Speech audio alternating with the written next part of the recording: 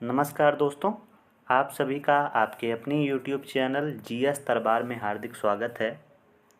दोस्तों, जैसा कि आप सभी को पता है कि आप सभी का जो है समीक्षा अधिकारी का री एग्ज़ाम होना है, उसी को ध्यान में रखते हुए आज से हम लोग जो है हिंदी के प्रैक्टिस सेट शुरू कर रहे हैं। यह जो है प्रैक्टिस सेट नंबर 1 है। तो बिना किसी देरी के शुरू करते हैं। सबसे पहला है प्रश्न कि अभिज्ञ शब्द का विलोम है। आपके ऑप्शन दिए गए हैं: भिज्ञ, सभिज्ञ, अनभिज्ञ या सुभिज्ञ। सभी जो है ऑप्शन को ध्यान से पढ़ते हुए हम लोग आगे बढ़ेंगे और सही सही जवाब उसके जानेंगे। तो सबसे पूछा क्या गया है दोस्तों, अभिज्ञ। तो अभिज्ञ की बात करें तो सबसे पहले आप सभी को पता होना चाहिए अभिज्ञ का अर्थ क्या होता है। तो अभिज्ञ की अगर हम बात करें तो अभिज्ञ माने होता है निपुण या ज्ञानी। क्या हम बताएंगे? निपुण या ज्ञानी। तो हम लोग बात कर लें, अगर निपुण और ज्ञानी है तो इसका विलोम उल्टा क्या होगा? तो इसका जो सही जवाब हो जाएगा दोस्तों वह होगा ऑप्शन कौन सा दोस्तों? हाँ, तो इसका जो सही जवाब है अनभिज्ञ दोस्तों होगा। क्यों होगा उसके बारे में जानते हैं। क्यों? क्योंकि अनभिज्ञ को दोस्तों क्या कहते हैं? तो अगर हम बात करें अनभिज्ञ की, तो अनभिज्ञ का मतलब होता है मूर्ख या कह सकते हो अज्ञानी। अब देखो दोस्तों, एक चीज़ और याद रखना है, चाहे अभिज्ञ पूछा जाता या भिज्ञ पूछा जाता और उसका जो विलोम होता है वो अनभिज्ञ होता है। यहाँ पे अभिज्ञ न देकर भिज्ञ दिया होता तब भी उसका जो है विलोम शब्द अनभिज्ञ होता है। आगे बढ़ें, अगला प्रश्न देखें। आगे बढ़ते हैं, अगला प्रश्न देख लेते हैं। प्रश्न संख्या 2 दोस्तों, प्रश्न संख्या 2 है कि विलोम की दृष्टि से एक युग्म अशुद्ध है। आयात निर्यात पहला दिया है दोस्तों, दूसरा दृश्य अदृश्य, प्रत्यक्ष परोक्ष या सामिस आमिष। बताना है इसमें से कौन सा युग्म अशुद्ध है। तो पहले इसका सही जवाब जान लेते हैं। इसमें जो युग्म अशुद्ध है वह कौन सा है? हाँ, जो ऑप्शन डी है, सामिस और आमिष, यह अशुद्ध है। क्यों है? क्योंकि दोस्तों आप सभी को पता है कि जो आमिष होता है उसका जो विलोम है वो क्या होगा? बताइए मेरे साथ में। हाँ, जो आमिष होगा उसका विलोम सामिस ना होकर क्या होगा? निरामिष होगा दोस्तों। क्या होगा? निरामिष। और भी जितने ये युग्म हैं, आयात का निर्यात होता है, दृश्य का अदृश्य होता है, प्रत्यक्ष का परोक्ष होता है और आमिष का निरामिष होता है, ना कि सामिष होता है। आगे बढ़ें, अगला प्रश्न देख लेते हैं। प्रश्न संख्या 3 है। प्रश्न संख्या 3 है दोस्तों कि अपव्यय शब्द का विलोम है। आपके ऑप्शन दिए गए हैं: अधिव्यय, व्यय, मितव्यय या इनमें से कोई नहीं। तो अपव्यय का विलोम शब्द दोस्तों क्या हो जाएगा? हाँ, बिल्कुल सही पहचाना आपने। अपव्यय का विलोम शब्द होता है मितव्यय। आगे बढ़ें।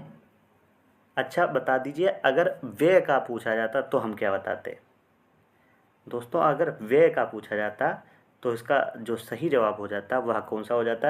अगर दोस्तों व्यय का पूछते तो हम बताते व्यय का होता है अर्जन। ठीक है, आगे बढ़ें। ये अर्जन न लिखा है, इसको सही से देख लीजिएगा। ये क्या है? अर्जन। आगे बढ़ें, प्रश्न संख्या 4 की तरफ बढ़ते हैं। प्रश्न संख्या 4 है दोस्तों, लिखा है आर्द्र। क्या पूछा गया है? पूछा गया आर्द्र का विलोम शब्द है नम, शुष्क, गीला या लचीला। तो पहले इसका जवाब जान लेते हैं। आर्द्र का जो है दोस्तों विलोम शब्द होता है शुष्क। क्या हो जाएगा इसका सही जवाब? शुष्क होगा। अगर हम बात करें आर्द्र का शुष्क होता है, या आर्द्र को हम नम भी कह सकते हैं। अगर नम दिया होता तब भी हम उसको शुष्क कहते। इसके अलावा अगर पूछा जाता गीला का क्या होगा, अगर हम बात कर लें दोस्तों गीला का, तो गीला का जो विलोम शब्द हो जाएगा वह क्या होगा, गीला का होता है सूखा। गीला का क्या बताएंगे, सूखा बताएंगे। और इसमें अगर लचीला दिया है, और लचीला का हम लोग क्या बता देंगे, बताइए। हाँ, लचीला का जो विलोम शब्द होता है वह कठोर होता है। क्या बताएंगे, कठोर बताएंगे। तो इस तरीके से आर्द्र का क्या हो जाएगा, शुष्क विलोम शब्द हो जाएगा। अगर नम दिया होता तब भी उसका शुष्क होगा, गीला का सूखा और लचीला का कठोर होगा। आगे बढ़ते हैं, अगला प्रश्न देख लेते हैं। प्रश्न संख्या दोस्तों 5 है। पूछा गया है यहाँ पे कि आमिष का विलोम शब्द क्या होगा। सानिस, निरामिष, मांसाहारी या शाकाहारी, बताइए। तो पहले जवाब इसका जान लेते हैं। इसका जवाब क्या हो जाएगा, आमिष का जो विलोम शब्द होता है वह क्या होता है, निरामिष होता है। अच्छा ठीक है, और अच्छा बताइए। इसमें पूछा गया शाकाहारी, तो देखो यहाँ पे ऑप्शन दोनों एक के साथ दिए हैं। अगर हम मान लेंगे यहाँ पे दिया गया है दोस्तों मांसाहारी, तो मांसाहारी का क्या होता है, शाकाहारी दिया होता है। ठीक है, आगे बढ़ें। अगला प्रश्न देख लेते हैं। प्रश्न संख्या 6 पूछा गया है दोस्तों, अतरंग का विलोम शब्द क्या होगा। बहुरंग, बहिरंग, सबरंग या कुरंग। तो अतरंग, तो अतरंग का क्या हो जाएगा दोस्तों, हाँ बिल्कुल सही जवाब इसका आपने जाना। अतरंग क्या क्या होता है, बहिरंग होता है। तो ऑप्शन इसका सही जवाब हो जाएगा ऑप्शन बी, ना कि बहुरंग। ये याद रखना है, अतरंग का बहुरंग नहीं होगा, अतरंग का बहिरंग होगा। आगे बढ़ते हैं, अगला प्रश्न देख लेते हैं। प्रश्न संख्या 7 क्या कहता है, ध्यान से पढ़िएगा मेरे साथ में। पूछा गया है दिए गए विकल्पों में से अनुज का विपरीतार्थक शब्द क्या होगा। अग्रज, तनुज, ये सभी या मनुज। तो सबसे पहले आपको बता दें अनुज का मतलब क्या होता है। अनुज का अर्थ दोस्तों होता है छोटा भाई। क्या होगा, छोटा भाई। तो बड़ा भाई किसका होगा, तो हम बताएंगे बड़ा भाई होगा अग्रज का। क्या बताएंगे, बड़ा भाई। तो इसका सही जवाब आप बता दीजिए क्या होगा। हाँ, तो इसका सही जवाब अग्रज हो जाएगा। अनुज का क्या हो जाएगा, अग्रज हो जाएगा। आगे बढ़ते हैं। यदि वीडियो दोस्तों अच्छा लग रहा है तो वीडियो को लाइक कर लीजिएगा और चैनल को सब्सक्राइब कर दीजिएगा, और साथ ही साथ वीडियो को शेयर भी कर दीजिएगा, क्योंकि यह जो है प्रैक्टिस सेट 1 है। यदि आप सब अपना प्यार दिखाएंगे तो हम लोग और मेहनत के साथ आगे बढ़ेंगे और अच्छे अच्छे प्रश्नों को करेंगे। क्या प्रश्न पूछा गया है दोस्तों, इसमें प्रश्न पूछा गया है कि नीचे दिए गए नीले अक्षर शब्द का विपरीतार्थक शब्द छाटिए। पूछा गया अनुकूल, अनुकूल का प्रतिकूल होगा, विरुद्ध होगा, विपरीत होगा या तटस्थ होगा। तो पहले इसका हम लोग जवाब जान लेते हैं। अनुकूल का क्या होता है, हाँ अनुकूल का होता है दोस्तों विपरीतार्थक प्रतिकूल। ठीक है, आगे बढ़ा जाए। आगे बढ़ते हैं, प्रश्न संख्या 9 देख लेते हैं कि अधम का विरुद्धार्थी शब्द दिए गए विकल्पों में से कौन सा है। नेक, उत्तम, बुरा या नारकीय। तो बता दीजिए इसका सही जवाब। अधम का क्या दोस्तों जवाब होता है, अधम का होता है उत्तम। अच्छा ये बताइए नेक का क्या होता है, बोलिए बोलिए।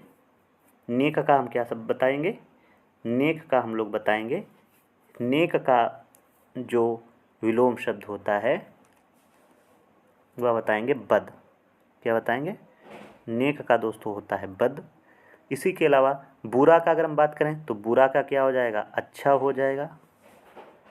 और नारकीय का बताइए। हाँ, नारकी का हो जाएगा स्वर्गीय। इस तरीके से आपको याद रखना है। आगे बढ़ें, अगला प्रश्न देख लेते हैं, प्रश्न संख्या 10। इसमें दोस्तों क्या पूछा गया है? इसमें पूछा गया है कि इनमें से कौन सी विपरीत शब्दों की उचित जोड़ी नहीं है? अपाच्य का कुपाच्य, शुक्ल का कृष्ण, बर्बर का सभ्य या अज्ञ का विज्ञ। तो इसका जो उचित जोड़ी नहीं है वह हो जाएगा अपाच्य का कुपाच्य नहीं होता है दोस्तों। अपाच्य का क्या होता है? अपाच्य का कुपाच्य ना होके क्या होता है? अपाच्य का दोस्तों होता है सुपाच्य। क्या बताएंगे? अपाच्य का सुपाच्य। अपाच्य का सुपाच्य हो गया, शुक्ल का कृष्ण होता है, बर्बर का सभ्य होता है, अज्ञ का विज्ञ, या एक और कह सकते हो, कौन सा? अज्ञ का विज्ञ के अलावा आप प्रज्ञ भी कह सकते हैं। तो ये भी आप याद रखिएगा। आगे बढ़ा जाए, आगे बढ़ते हैं, अगला देख लेते हैं। प्रश्न संख्या 10 है। अब यहाँ से पर्यायवाची शुरू होते हैं, देखते हैं। पूछा गया है दोस्तों प्रश्न कि चंद्रहास शब्द का पर्यायवाची है चांदनी, पक्षी, मनमथ या करवाल। ये थोड़ा प्रश्न तो आपको कठिन लग रहा होगा क्योंकि ज़्यादातर बच्चों को जो पर्यायवाची शब्द है इतने याद नहीं होते हैं। तो पहले हम लोग इसका जवाब जान लेते हैं। जो चंद्रहास का पर्यायवाची शब्द है वह है करवाल। तो सबसे पहले आपको पता होना चाहिए कि चंद्रहास किसे कहते हैं। तो दोस्तों अगर हम बात करेंगे चंद्रहास किसका है? तलवार को कहते हैं। तलवार को क्या बोलते हैं? चंद्रहास कहते हैं। और उसी को चंद्रहास को तलवार या करवाल भी कहते हैं। इसके अलावा और भी बता दीजिए तलवार के, जैसे असी होता है, कृपाण होता है, खड्ग होता है, ये सब जो है किसके हैं? तलवार के पर्यायवाची शब्द हैं। अच्छा, चांदनी के भी बता दीजिए एक दो। जैसे चांदनी की अगर हम बात करेंगे तो चांदनी के हम क्या याद रख सकते हैं? जैसे कौमुदी होता है, या किसका होता है? चांदनी का होता है। और जुन्हाई, अंजोरिया, ये सब हम यहाँ पे हम नहीं लिखेंगे, हम आपको सिर्फ बता दे रहे हैं। चंद्रिका, ये सब किसके होते हैं? ये चांदनी के होते हैं। इसी तरीके के अगर हम पक्षी की बात करें, एक दो देख लेते हैं। तो पक्षी के हम क्या बताएंगे? हाँ, विहग बताएंगे, विहंग बताएंगे। इस तरीके से ये सब हम लोग, ये विहा है, विहंग बताएंगे। और क्या बता सकते हैं? पखेरू बता सकते हैं, पतंग बता सकते हैं। ये सब जो है किसके होते हैं? हाँ, ये सब जो है पक्षी के होते हैं। और मनमथ, ये आप ज़रूर नोट करिएगा, ये किसका होता है? मनमथ की अगर बात करेंगे तो यह जो है कामदेव का होता है। तो कामदेव का भी आपको पर्यायवाची पता होनी चाहिए। आगे बढ़ा जाए, अगला प्रश्न देख लेते हैं। प्रश्न संख्या 12 है। हम लोग कोई भी जो है जल्दबाजी नहीं करेंगे, आराम आराम से प्रश्नों को करते हुए चलेंगे। पूछा गया है जंगल शब्द का पर्यायवाची है। बताइए जंगल शब्द का पर्यायवाची क्या होगा? पूछा गया है प्रमोद, विश्रांति, कांतार या दिव। तो बता दीजिए इसका सही जवाब जंगल का क्या होगा? हाँ, जंगल का होगा दोस्तों कांतार। क्या बताएंगे? जंगल का, जंगल का दोस्तों बताएंगे कांतार। अच्छा, और भी बताइए जंगल के क्या क्या होते हैं। तो जैसे जंगल का और हम लोग क्या बताएंगे? कानन हो गया, क्या बताएंगे? कानन हो गया, अटवी हो गया, और इसके अलावा वन हो गया। ये सब किसके होते हैं? ये सब जो है वन के होते हैं। और भी होते हैं जैसे आपका विपिन हो गया, ये सभी वन के होते हैं। इसके अलावा अगर हम बात करें प्रमोद, प्रमोद का क्या होता है? हर्ष होता है, प्रसन्नता होता है, उल्लास होता है। ये सब किसके होते हैं? प्रमोद के हैं। आगे बढ़ते हैं, प्रश्न संख्या 13 है। तरंग शब्द का पर्यायवाची है। बताइए पुष्कर, कूल, जलधि या उर्मी। तो तरंग शब्द का पर्यायवाची बता दीजिए क्या होता है। हाँ, इसका सही जवाब है ऑप्शन डी, उर्मी। तरंग का पर्यायवाची शब्द हो जाएगा उर्मी। अच्छा, तरंग का और भी पर्यायवाची आपको पता है? हाँ, जैसे क्या बताएंगे हम लोग? हम बता सकते हैं हिलोर। क्या बता सकते हैं? हिलोर होता है। और बताइए क्या होगा? हिलोर के अलावा और क्या हो सकता है? लहर हो सकता है, वीच हो सकता है। ये सब किसके हैं? ये सब उर्मी या तरंग के पर्यायवाची शब्द हैं। इसके अलावा पुष्कर किसका होता है? पुष्कर हम लोग किसको बोलते हैं? तालाब को हम क्या बोल सकते हैं? पुष्कर बोल सकते हैं। तो तालाब के अगर पर्यायवाची शब्द आपको पता होंगे तो और भी, जैसे तड़ाग हो गया, पोखर हो गया, सर हो गया, ये सब पुष्कर के हैं। और कूल, कूल मतलब होता है किनारा। तो इसको हम कूल को क्या बोल सकते हैं? कूल का क्या कह सकते हैं? जैसे कूल का किनारा हो गया, तट हो गया, ये सब किसके हैं? साहिल हो गया।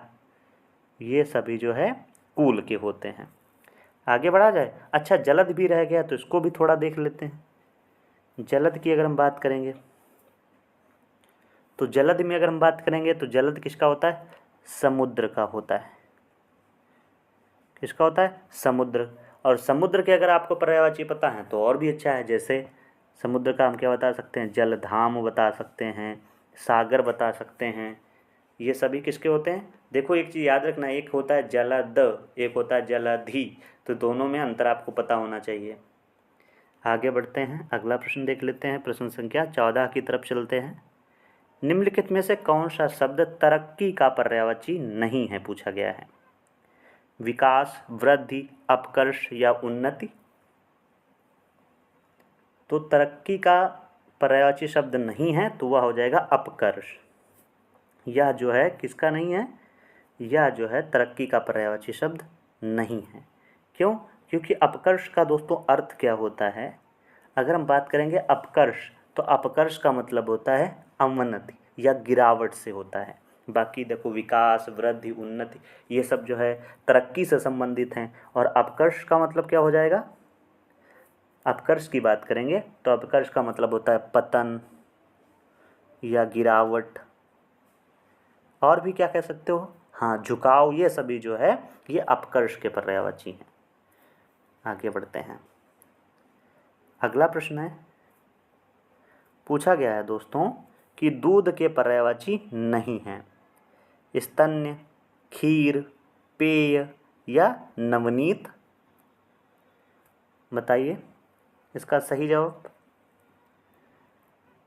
तो जो नवनीत है यह जो है दूध का पर्यायवाची शब्द नहीं है। बाकी खीर, पेय, स्तन्य यह जो है नवनीत का पर्यायवाची शब्द है। अच्छा, तो बताइए नवनीत किसका होता है? तो नवनीत जो होता है यह मक्खन का होता है पर्यायवाची। नवनीत किसका है? मक्खन का पर्यायवाची शब्द होता है। आगे बढ़ा जाए, देखते हैं अगला प्रश्न। अगला प्रश्न पूछा गया है दोस्तों, इनमें से कौन एक देवता का पर्यायवाची है?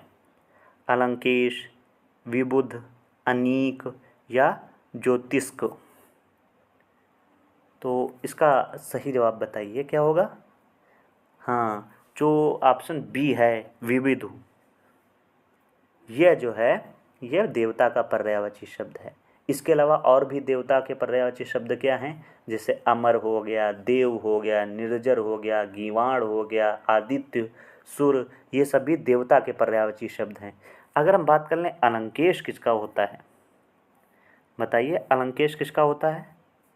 अगर हम बात करेंगे अलंकेश, तो अलंकेश जो है कुबेर का पर्यायवाची शब्द है। किसका है? कुबेर। कुबेर को क्या बोलते हैं? अलंकेश बोलते हैं। और इसके अलावा और बताइए।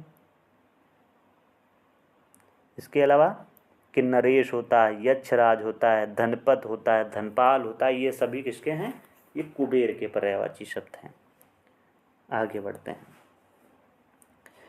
अगला प्रश्न, दृष्टि के पर्याय हैं नजर, निगाह, अवलोकन, टकटकी, अभिप्राय, ध्यान या अनुमान, नियत।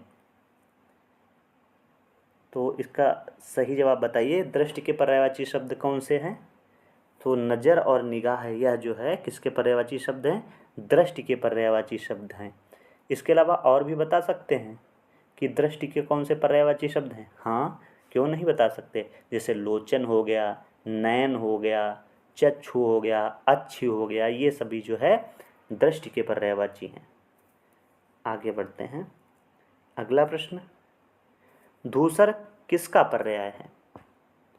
बताइए, धूसर किसका पर्यायवाची शब्द है? अश्व का, मेघ का, गर्दभ का या अजा का? तो धूसर मतलब होता है गर्दभ या गधा। तो ऑप्शन इसका जो सही जवाब हो जाएगा वह ऑप्शन सी सही जवाब हो जाएगा। इसके अलावा और भी गर्दभ के आपको पता होना चाहिए, जैसे खर होता है, गधा होता है, गधा, राशभ, ये सभी किसके हैं?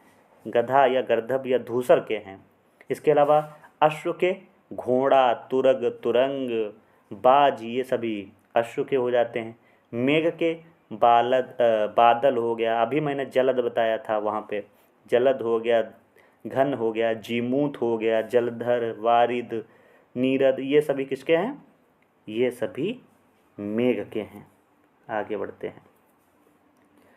अगला है, नाहर के लिए समुचित पर्यायवाची शब्द हैं। नदी, व्याघ्र, सरिता या शेर? बताइए इसका सही जवाब। नाहर, बताइए इसका सही जवाब। हाँ, नाहर का मतलब होता है शेर से। ऑप्शन डी इसका सही जवाब है। अच्छा बताइए, और भी बताइए ना शेर के पर्यायवाची। हाँ, जैसे एक दो हम लिख भी देते हैं साथ में, जैसे सिंह हो गया, और केहर बहुत बार पूछा गया है दोस्तों, ये किसके हुए? यह जो है शेर के हैं। वनराज, और एक तो बहुत इंपॉर्टेंट रखना है, शार्दुल, ये बहुत बार दोस्तों पूछा जाता है। शार्दुल ये किसका है? ये भी शेर का पर्यायवाची शब्द है। आगे बढ़ा जाए। आगे बढ़ते हैं, अगला प्रश्न देख लेते हैं। अगला प्रश्न, इनमें से कौन सा शब्द नदी का समानार्थी नहीं है? यहाँ पे नदी के पर्यायवाची शब्द पूछ लिए गए, इसमें से एक है जो नदी का समानार्थी नहीं है। वारी, निर्झरणी, सरिता, तटिनी। तो इसमें से कौन सा हो जाएगा? वारी। वारी जो है नदी का पर्यायवाची शब्द नहीं है। तो फिर वारी किसका है? बताइए कमेंट बॉक्स में, वारी किसका होता है? चलो हम ही बता देते हैं, वारी का मतलब होता है जल। क्या होता है? जल। इसी तरीके से अगर पूछा जाता वार इधर, क्या पूछा जाता? पूछ लिया जाता, मान लो 1 मिनट के लिए, पर्यायवाची शब्द यह होता वार इधर, वार इधर। तो हम क्या बताते? कमेंट बॉक्स में बताइए। आगे बढ़ते हैं। अगला प्रश्न, सही वर्तनी वाला शब्द है। आपके ऑप्शन दिए गए हैं। पहला ऑप्शन आपका क्या है? सुहद। दूसरा शुश्रूषा। अगला स्पर्धा या ससीम। इसमें से सही वर्तनी वाला शब्द आपको बताना है। तो इसमें जो ऑप्शन बी है दोस्तों, यह जो है बिल्कुल सही जवाब है। कौन सा? ऑप्शन बी, शुश्रूषा, यह जो है सही है। इसके अलावा जितने भी ये शब्द दिए हैं इसमें, वो सभी अशुद्ध हैं। अगर हम सुहद को देखें तो इसका जो शुद्ध क्या होगा? बताइए, बोलिए मेरे साथ में। हाँ, जो सुहद दिया गया है इसका शुद्ध अगर रूप हम देखेंगे तो क्या हो जाएगा? सुहृद, यहाँ पे री लग जाएगा, सुहृद। इसके अलावा ये तो आपने तुरंत ही कट कर दिया होगा, स्पर्धा। क्यों? क्योंकि आदि सा सपेरा वाली आदि शाह बनती है इस तरीके से। अगला ससीम दिया गया है, तो सा ना सा शलजम वाली ना होके सा ये वाली रहेगी, ससीम। इस तरीके से ये शुद्ध हैं। तो इसमें शुद्ध वर्तनी वाला पूछा गया था, शुश्रूषा इसका सही जवाब हो जाएगा। आगे बढ़ते हैं। वीडियो अच्छा लग रहा है तो दोस्तों कमेंट बॉक्स में भी बताइएगा और चैनल को सब्सक्राइब कर लीजिएगा। बढ़ते हैं आगे। पूछा गया है, आजकल अनुशासन के अभाव में विद्यार्थियों में उस श्रृंखलता आती है। रेखांकित शब्द को शुद्ध करें। जो इसमें उस श्रृंखलता है उसको बताना है कि कौन सा शुद्ध इसमें दिया गया है। तो इसमें बताइए कौन सा सही जवाब होगा। तो मैं इसका सही से जवाब बता देता हूँ। इसमें कौन सा शुद्ध लिखा है बताइए। हाँ, तो इसमें जो ऑप्शन सी दिया गया है यह जो है सही जवाब है। इसमें क्या बनेगा, उ आदि चा छा उसके नीचे री और अंग की मात्रा और खलता, ना कि स्रा जो है ये वाली बनेगी। ये वाली दोस्तों स्रा नहीं बनेगी, ये वाली स्रा न बन के ये बनेगी। और इसमें चा तो पहले से ही लगी थी और ऊपर बिंदु इस तरीके से, तो ये नहीं लगेगी, ये होगा, उस श्रृंखलता हो जाएगा। ठीक है, आगे बढ़ते हैं। अगला है, इसमें वाक्य दिया गया है उसको शुद्ध बताना है। निम्नलिखित वाक्यों में से कौन सा वाक्य शुद्ध है। पहला क्या दिया है, पहला दिया गया है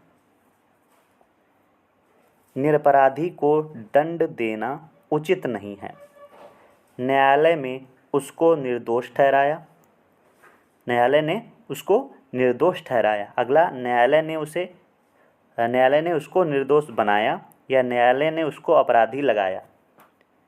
इसमें पूर्ण विराम हम सभी में लगा देते हैं, वो छूट गए हैं। बताइए कौन सा इसमें शुद्ध पूछा गया है।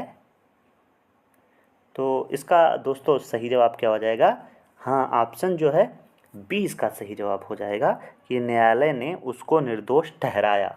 ऑप्शन 20 का सही जवाब है। आगे बढ़ते हैं। अगर पहला ऑप्शन जैसे होता, जैसे पूछा गया है निरपराधी, निरपराधी नहीं होता, अगर यहाँ पे निरपराध होता, यहाँ पे क्या दिया होता, यहाँ पे अगर निरपराधी ना होके क्या होता निरपराध, तो यहाँ पे सही हो जाता कि निरपराध को दंड देना उचित नहीं है। तो ये जो है ऑप्शन सही हो जाते। बाकी ये बनाया लगाया ये तो तुरंत समझ गए होंगे, निरपराधी नहीं होता, इसको दोस्तों नोट कर लीजिएगा। आगे बढ़ते हैं।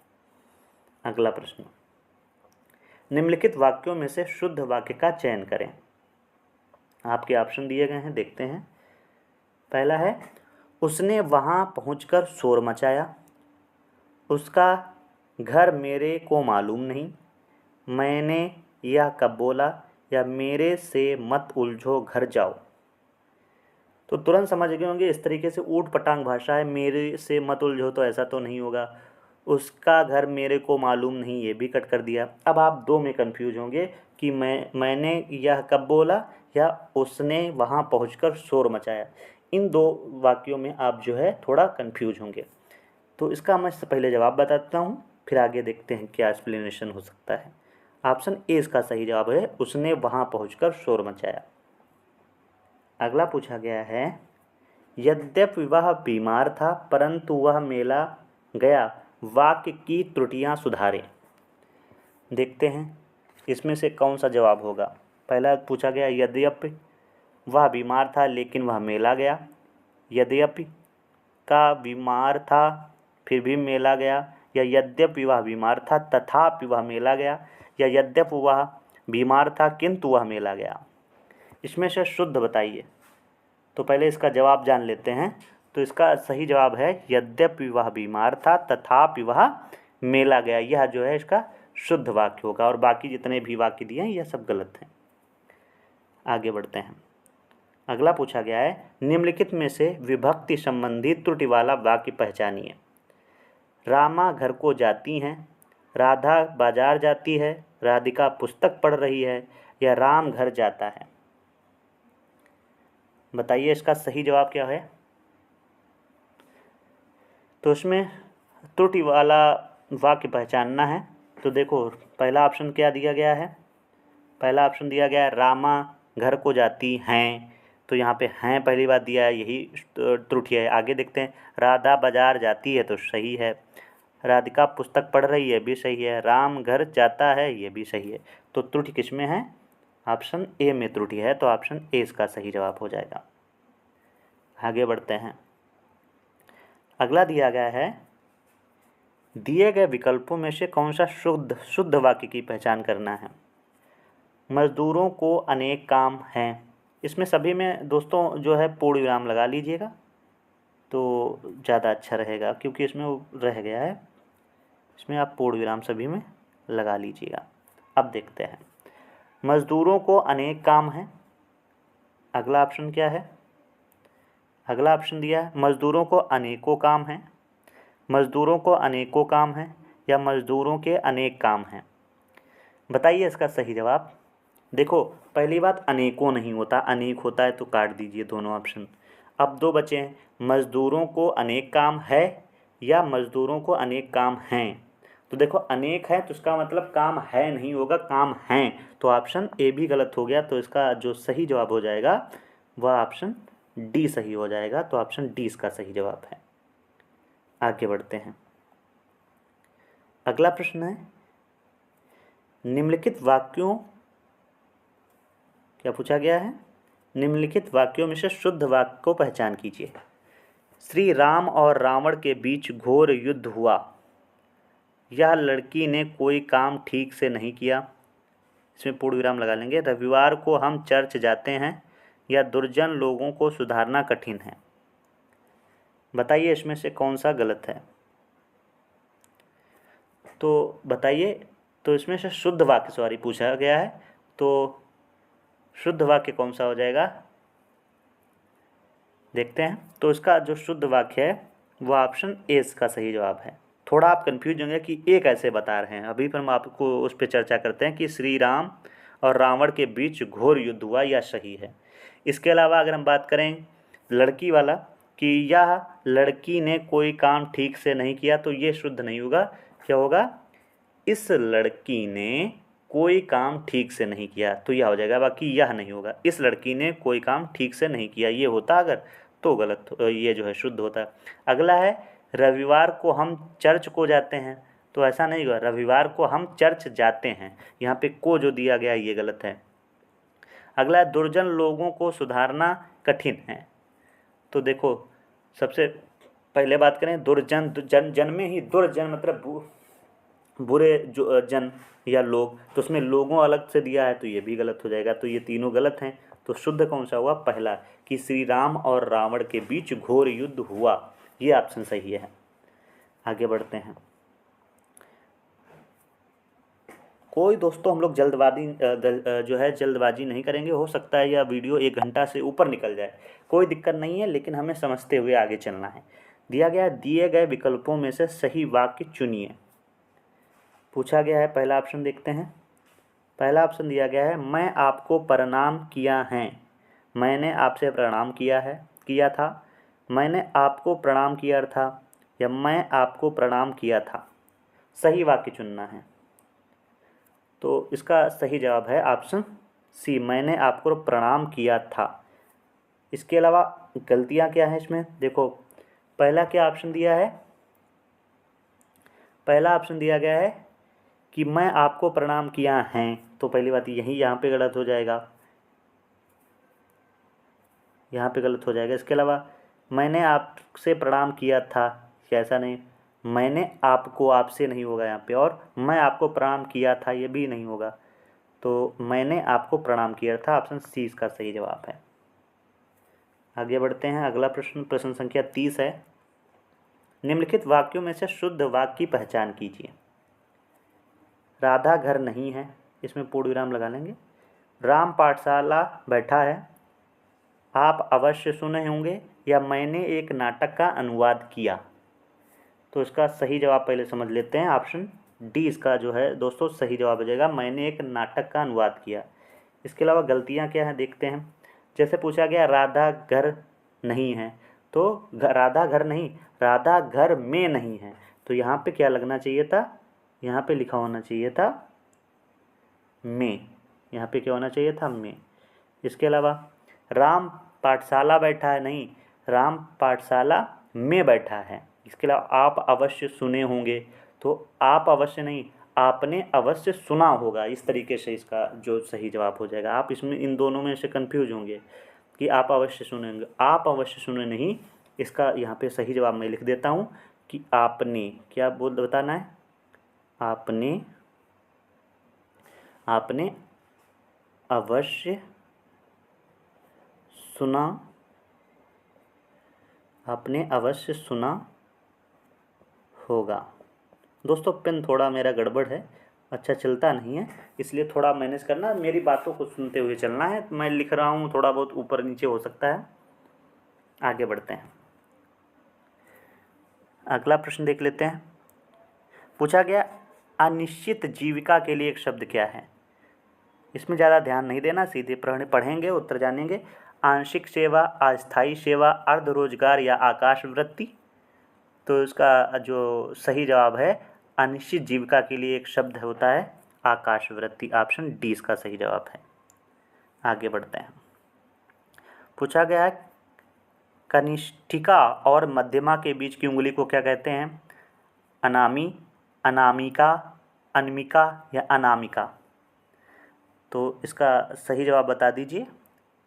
तो इसका सही जवाब है option D, Anamika, option D. आगे बढ़ते हैं। अगला है जिसकी कोई कीमत ना हो सके, उसके लिए एक शब्द बताना है। कीमती, अमूल्य, बहुमूल्य या उपयुक्त में से कोई नहीं। तो जिसकी कोई कीमत ना हो सके उसके लिए एक शब्द क्या हो जाएगा, बताइए। अमूल्य, ऑप्शन बी इसका सही जवाब है। अब आप सोच रहे होंगे कि बहुमूल्य क्यों नहीं बताया गया। बहुमूल्य का मतलब होता है, अगर हम बात करें बहुमूल्य क्यों नहीं लगाया गया, तो बहुमूल्य का मतलब होता है जो बहुत कीमती हो। इसमें क्या बताएंगे, इसमें बताएंगे जो बहुत कीमती हो, कीमती हो, जो बहुत कीमती हो उसे कहते हैं बहुमूल्य। और अमूल्य मतलब जिसकी कोई कीमत ना हो। आगे देखते हैं अगला प्रश्न, प्रश्न संख्या 34 है दोस्तों। जिसकी पूर्व से कोई आशा न हो वाक्य के लिए उपयुक्त शब्द होगा। प्रत्याशित, अप्रत्याशित, अप्रत्याशित, इस तरीके लिखा है। अगला अप्रत्याशित। तो इसका सही जवाब क्या हो जाएगा, इसका सही जवाब हो जाएगा ऑप्शन डी, अप्रत्याशित। ऑप्शन डी इसका सही जवाब है। आगे बढ़ते हैं। निष्फल ना होने वाला क्या कहलाता है। निश्चित, सटीक, सही या अमोघ। निष्फल ना होने वाला अमोघ कहलाता है। ऑप्शन डी इसका सही जवाब है। आगे बढ़ा जाए, अगला देखते हैं। जिसे जीता ना जा सके। अजेय, अज्ञेय, अपराजेय या दुर्जय। तो इसका सही जवाब जो है वो अजेय हो जाएगा। ऑप्शन ए इसका सही जवाब है। आगे बढ़ते हैं, तेज़ी से आगे बढ़ते हैं क्योंकि इसमें ज़्यादा समझना नहीं है। अगला है महल के भीतरी भाग को किस शब्द से जानते हैं। गर्भगृह, भीतरी तल, अंतःपुर या रनिवास। तो तुरंत समझ गए होंगे कि इसका जो सही जवाब है वह अंतःपुर हो जाएगा। ऑप्शन सी इसका सही जवाब है। अच्छा, जो गर्भगृह किसे कहते हैं, तो घर का मुख्य भाग, क्या बताएंगे। जो घर का मुख्य भाग होता है उसे गर्भगृह कहते हैं। घर का मुख्य भाग, मुख्य भाग, घर का मुख्य भाग क्या कहलाता है, गर्भगृह कहलाता है। और रनिवास किसे कहते हैं, तो रनिवास की अगर हम बात करें तो रनिवास कहेंगे जहाँ रानियाँ निवास करती हैं। जहाँ रानियाँ निवास करती हैं, ठीक है, जहाँ रानियाँ निवास करती हैं उसे बोलते हैं रनिवास। और गर्भगृह का किसे बोलते हैं, घर का मुख्य भाग। और महल के भीतरी भाग को अंतःपुर कहते हैं। दोस्त आनंद तो आपको आ रहा होगा क्योंकि मुझे भी आ रहा है साथ में आपको जो है समझाते हुए कि जिसके पास कुछ ना हो उसके लिए उपयुक्त शब्द है अभावग्रस्त, अकिंचन, दीनहीन या हम महादीन। जिसके पास कुछ भी ना हो उसे क्या बोलते हैं, उसे बोलते हैं अकिंचन। ऑप्शन बी इसका जो है सही जवाब हो जाएगा। अगला, गुरु के समीप रहकर शिक्षा ग्रहण करने वाला के लिए एक शब्द। गुरुकुलवासी, छात्रावासी, अंतेवासी या आश्रमवासी। तो इसका सही जवाब हो जाएगा कौन सा, हाँ, अंतेवासी इसका सही जवाब हो जाएगा। Option C. आगे बढ़ते हैं, आगे बढ़ते हैं। अगला प्रश्न, जो आशा से परे हो वाक्यांश के लिए एक शब्द। नाउमीदी, आशातीत, अग्रशोची या अप्रत्याशित। तो देखो दोस्तों, आप जो है दो ऑप्शन में कन्फ्यूज होंगे, नाउमीदी और जो है अग्रशोची काट दिया होगा, आशातीत और अप्रत्याशित में कन्फ्यूज होंगे। तो पहले मैं जवाब बता दूं कि आशा से परे हो के लिए एक शब्द जो सही जवाब हो जाएगा आशातीत। इसके अलावा अप्रत्याशित किसे कहते हैं? तो जिसकी आशा ना की गई हो, क्या बताएंगे? जिसकी आशा न की गई हो, यहाँ पे लिख देता हूँ, जिसकी आशा न की गई हो, जिसकी आशा न की गई हो उसे क्या बोलते हैं? अप्रत्याशित। और जो आशा से परे हो उसे आशातीत कहते हैं। आगे बढ़ते हैं। अब जो है तद्भव तत्सम शुरू होते हैं, यहाँ से देख लेते हैं। पहला प्रश्न है, सॉरी, प्रश्न संख्या 41 है, मच्छिका किसका तत्सम शब्द है? तो मच्छिका का मतलब होता है मक्खी, तो किसका हो जाएगा? मक्खी का। कहाँ पे मक्खी लिखा? ऑप्शन बी इसका सही जवाब है। और आगे बात करेंगे मछली को हम क्या बताएंगे? मछली का जो तत्सम क्या हो जाएगा? मछली का तत्सम दोस्तों हो गया मत्स्य। क्या बताएंगे? मत्स्य। इसके अलावा मच्छर का मत्सर, क्या बताएंगे? मत्सर। दोस्तों पेन हो सकता है कहीं पे छोड़ के चले, मेरी बातों को ध्यान में रखते हुए चलना। मिट्टी का क्या बताएंगे? मृत्तिका। इस तरीके से इसका जवाब होगा। आगे बढ़ते हैं। तिलक किस प्रकार का शब्द है? तत्सम, तद्भव या देशज या संकर? तो तत्सम की अगर तिलक की बात करेंगे तो तिलक जो है एक तत्सम शब्द है, तो ऑप्शन ए इसका सही जवाब है। क्या इसका सही जवाब हो जाएगा? Option A. और अगर बात करें तिलक तत्सम है तो इसका तद्भव क्या होगा? तो तिलक का जो है तद्भव क्या होता है? तिलक का तद्भव बात करेंगे तो तिलक का तद्भव होता है टीका। क्या होता है? तिलक का तद्भव होता है टीका। ठीक है, आगे बढ़ते हैं। अगला, निम्न में से कौन सा काटना का तत्सम है?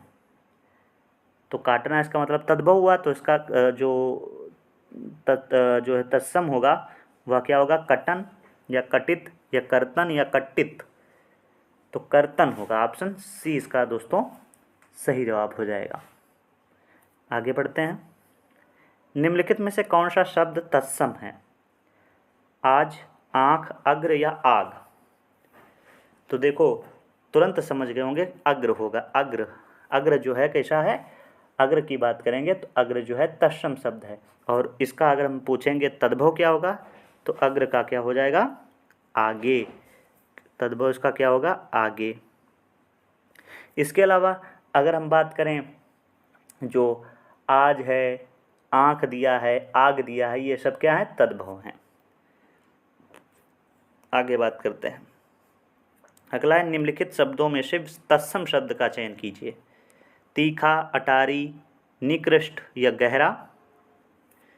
तो इसका सही जवाब क्या हो जाएगा? निकृष्ट। ये जो है तत्सम शब्द है। और इसका अगर हम बात करें तद्भव क्या होगा, तो ये आपको कमेंट बॉक्स में बताना है कि निकृष्ट का तद्भव शब्द क्या होगा। आगे बढ़ते हैं। अगला दोस्तों प्रश्न है, निम्नलिखित में से कौन सा शब्द तत्सम है? सांप, शाम, बीड़ा या विस्मय? तो इसमें तत्सम शब्द क्या है? इसमें विस्मय जो है या कैसा है? यह तत्सम शब्द है। बाकी शाम, सांप, बीड़ा ये सब जो है तद्भव हैं। आगे बढ़ते हैं। निम्नलिखित में से कौन सा तत्सम शब्द है? मुमुक्षु, वरिष्ठ, अंगूठा या उष्मा? तो इसमें जो मुमुक्षु है यह जो है क्या है? तत्सम शब्द है। इसके अलावा वरिष्ठ, अंगूठा, उष्मा ये सब क्या हैं? ये सब तद्भव हैं। आगे बढ़ते हैं। सुई का तत्सम रूप है सूची, सुई, सूची या सूचक? तो सुई का जो तत्सम रूप होगा वो सुई होगा, तो सूची होगा। तो ऑप्शन इसका ऑप्शन सी ये मुझे थोड़ा कन्फ्यूजन लग रहा है कि सूची होगा कि सूचिका होगा। ये आप एक बार कमेंट बॉक्स में आप बताइएगा कंफर्म करके।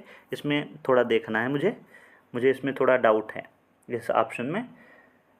तो सुई का सूचिका होता है या सूची होता है, इसको बताइएगा। आगे देखते हैं, इनमें से तत्सम शब्द का चयन कीजिए। कान, दिन, बाहर या जमुना। तो दिन शब्द जो है तत्सम है, तो ऑप्शन बी इसका सही जवाब है। आगे बढ़ते हैं, तद्भव से तत्सम बने सही युग्म का चयन कीजिए, बताना है। हत्था का हाथ, रत्ता का रात, पत्ता का पत्र या नच्चा का नाच। तो इसका सही जवाब हो जाएगा पत्ता का पत्र। यह जो है तद्भव और तत्सम का शुद्ध जो है चयन है। आगे बढ़ते हैं, अगला पूछा गया विशेषण। आलस शब्द का विशेषण क्या होगा? आलसी या अलस या अलसी या आलस्य। तो आलस शब्द का विशेषण क्या हो जाएगा? आलसी। ऑप्शन ए इसका सही जवाब है। आगे बढ़ते हैं, चर्चा शब्द से बना विशेषण। चर्चाएं, चर्चा, चर्चित या चर्या। तो तुरंत समझ गए होंगे कि इसका सही जवाब है ऑप्शन सी, चर्चा शब्द से बना विशेषण चर्चित है, ऑप्शन सी। आगे बढ़ते हैं, निम्नलिखित में से कौन सा विशेषण नहीं है? पथरीला, नमकीन, बर्फीला या नमक। तो देखो, विशेषण क्या होता है पहले ये जानें। विशेषण होता है जो किसी की विशेषता बताए। अब जैसे पत्थर है या पथरीला क्या है? किसी की विशेषता बता रहा है। नमकीन विशेषता बताए, बर्फीला विशेषता बता रहा है, लेकिन नमक नहीं। नमकीन होता तो वो विशेषण हो जाता। तो ऑप्शन डी इसका जो है सही जवाब हो जाएगा कि नमक जो है वह क्या होगा? विशेषण नहीं है। नमकीन होता तो हो जाता विशेषण। आगे, निम्नलिखित शब्दों में विशेषण को पहचानिए। ऐतिहासिक, उपासना, आश्वासन या अपेक्षा। बताइए। हाँ, तो इसमें ऐतिहासिक जो है यह विशेषण होगा। बाकी उपासना, आश्वासन, अपेक्षा यह सब क्या हैं? यह सब विशेषण नहीं है। आगे, सब कुछ समाप्त हो गया में प्रयुक्त विशेषण का प्रकार बताइए। सब कुछ समाप्त हो गया, सार्वनामिक विशेषण, संख्यावाचक या परिमाणबोधक या गुणवाचक। तो सब कुछ समाप्त हो गया में इसमें कौन सा हो जाएगा? बताइए। इसमें दोस्तों सही जवाब हो जाएगा परिमाणबोधक है, ऑप्शन सी इसका सही जवाब है। क्यों? क्योंकि सब कुछ पूरा या जो है अनिश्चित परिमाणबोधक होता है। तो ऑप्शन सी इसका सही जवाब है। आगे बढ़ते हैं, इलाहाबादी अमरूद मीठे होते हैं, यहाँ क्या विशेषता बताई जा रही है? दशा, गंध, स्वाद या स्थान। तो इलाहाबादी अमरूद होते हैं तो इसका मतलब इलाहाबादी मतलब इलाहाबाद के बारे में बताया जा रहा है। तो इसमें क्या हो जाएगा? काहे की विशेषता बताई जा रही है? स्थान की विशेषता बताई जा रही है। आगे बढ़ते हैं, न्यूनतम विशेषण की कौन सी अवस्था है? मूलावस्था, प्रथमावस्था, उत्तरावस्था या उत्तमावस्था। तो उत्तमावस्था है दोस्तों। ऑप्शन डी इसका जो है सही जवाब हो जाएगा। आप सभी को पता है कि विशेषण को 3 भागों में बांटा गया है, मूलावस्था, उत्तरावस्था और उत्तमावस्था।